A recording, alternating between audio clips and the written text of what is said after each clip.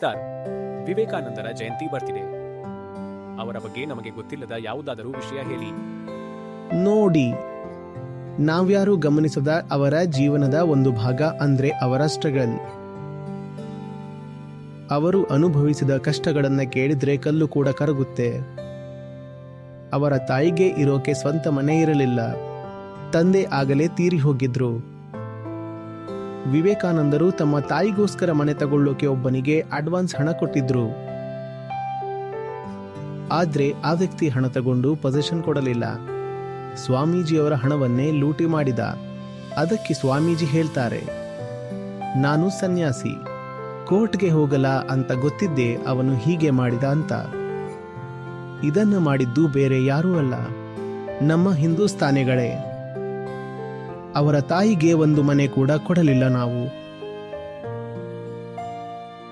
ಇವತ್ತು ಅವರ ವಿಗ್ರಹ ಮಾಡಿ ಯೂತ್ ಡೇ ಆಚರಿಸಿದ ತಕ್ಷಣ ಅವರು ಬದುಕಿದ್ದಾಗ ನಾವು ಕೊಟ್ಟ ಕಿರುಕುಳ ಮರೆತು ಹೋಗಲ್ಲ ಅಲ್ವಾ?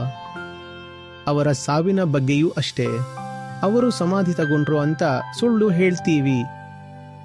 ಆದ್ರೆ ವಿಪರೀತ ಕೆಲಸದ ಒತ್ತಡ ಮತ್ತು ಹಣದ ಅಭಾವದಿಂದಲೇ ಅವರು ಮೃತಪಟ್ಟರು ಅನ್ನೋ ಕಹಿ ಸತ್ಯವನ್ನ ಒಪ್ಪಿಕೊಳ್ಳೋಕೆ ನಮಗೆ ಇಷ್ಟ ಇಲ್ಲ. ಅವರ ಪತ್ರಗಳಲ್ಲಿ ಈ ವಿಷಯ ಸ್ಪಷ್ಟವಾಗಿದ್ರೂ ನಾವು ಒಪ್ಪಲ್ಲ.